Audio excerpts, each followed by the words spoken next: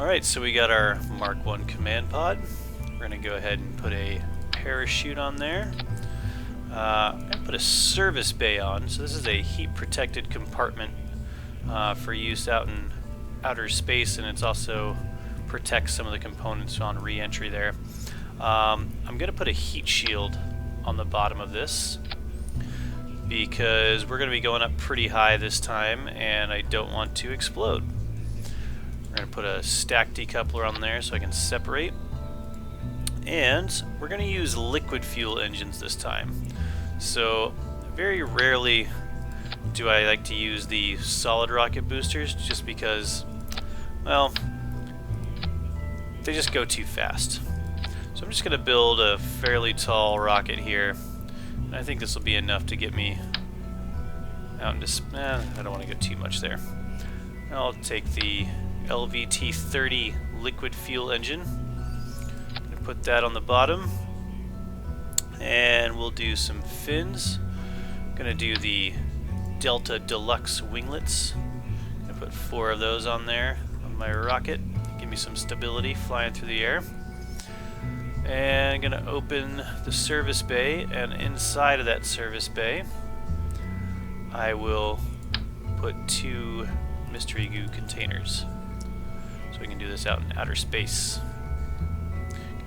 Click the keys or rotate the parts around there, use your WASD keys. Right about there is good. Right click on that again to close it. And now we're going to look at our pilot. So Jeb's gone up once. We're going to get this next flight to Valentina because Jeb's already got the XP for going up fairly high. And we're going to name this one the, let's just call it Ares, the Ares 1.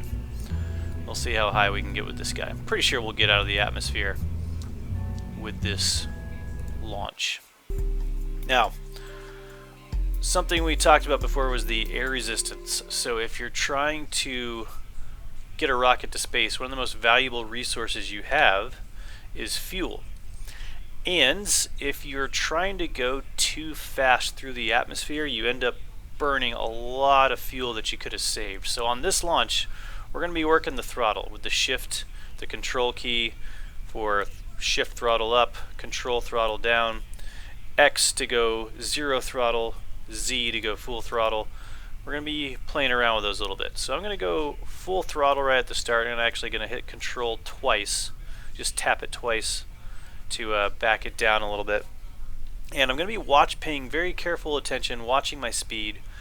I don't want us to go too much faster than about 150 meters per second until I'm pretty high up in the air.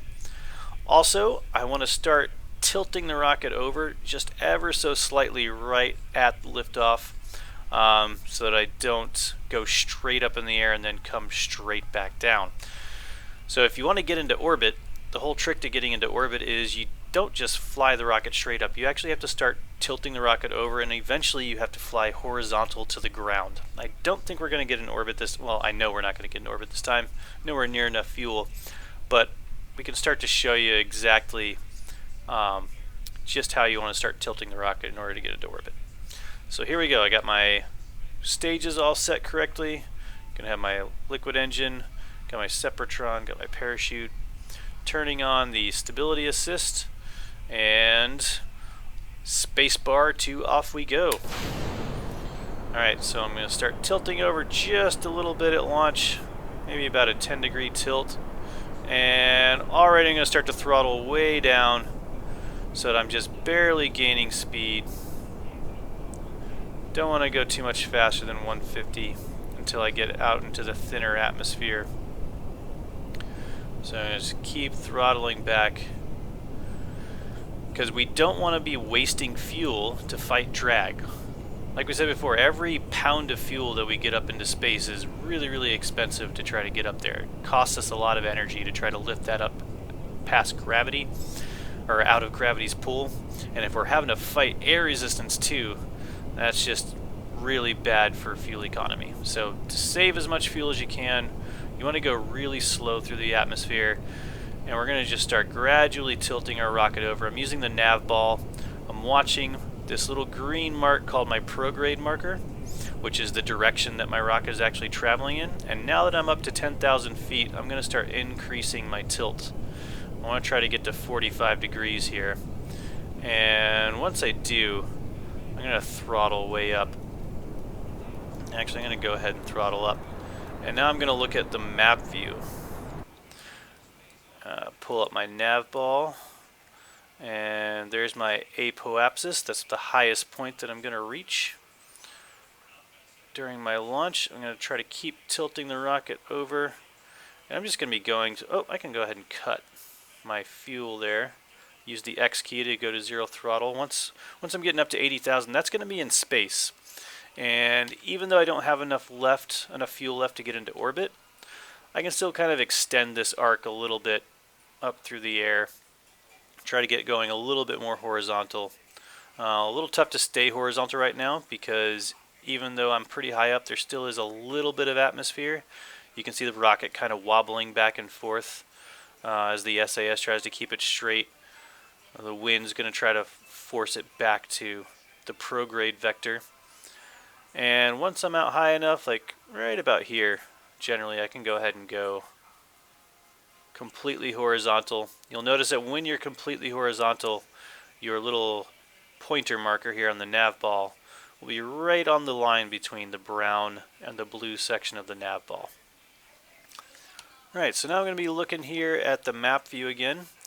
I'm going to be paying careful attention to how close I am, and there's the music that tells me I'm in space. So I'm going to go ahead and open up my service bay. I'm going to observe one of my mystery goo containers. And there we go, 10 more science points. I'll do a crew report. There's 5 more science points. And I'm going to do an EVA. Now be very careful that you don't let go of the ship on EVA, right? We don't want to let it go of this ladder.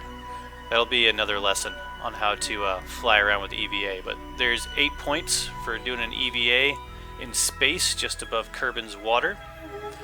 So I'm going to now take the data, I'm going to store the experiments, I'm going to jump back on board. Go ahead and close my service bay here. And now that I'm near the apoapsis, I'm going to go ahead and make sure I'm pointing horizontal still with the nav ball and full throttle, and you can see this orbit is extending. Now I don't have enough fuel left to actually make a complete orbit around Kerbin. You can see it just kind of barely extended it there. But that's the general idea. You want to get to that point in your orbit, or that point in your flight, maybe about 30 seconds before you hit that point. You want to start burning your engines again, and you can eventually extend that and get it to go completely around the planet. But for right now, we're going to be satisfying one contract for escaping the atmosphere.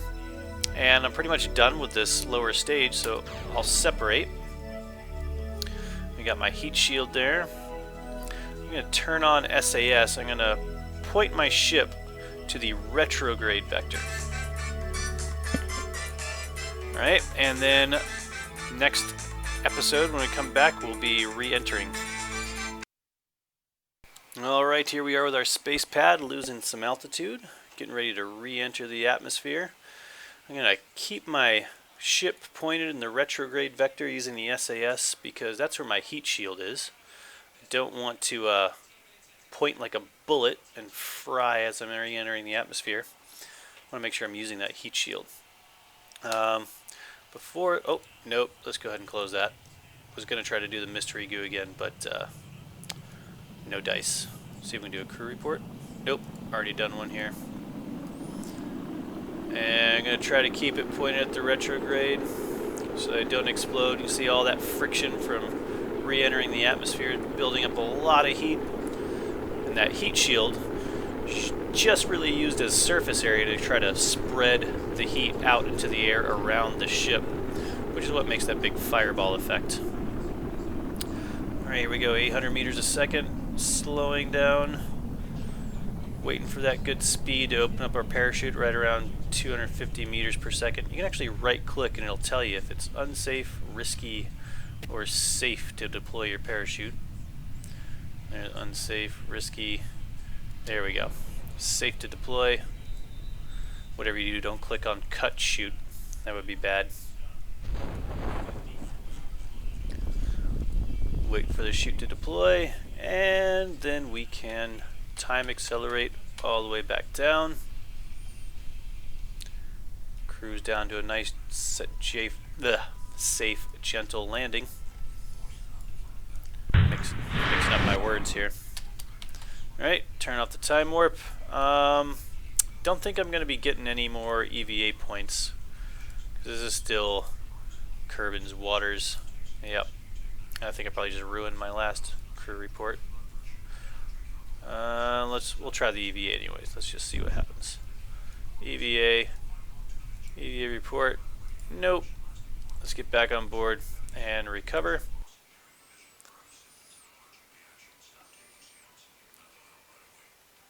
And there we go. We've recovered our vessel. We had our first successful escape of the atmosphere. Didn't quite get into orbit, but we got out into space. Got some good science points on that one to unlock the next parts. Got some good money from our contracts. And Valentina got her experience points. And we'll be good on the next episode to try to get into orbit. Let's see. We'll spend these last science points here. I'm going to go ahead and research the advanced rocketry, because this has an engine that I really want to use to help get into orbit, because it's a more fuel efficient engine for use out in space, and we'll talk more about that on the next episode.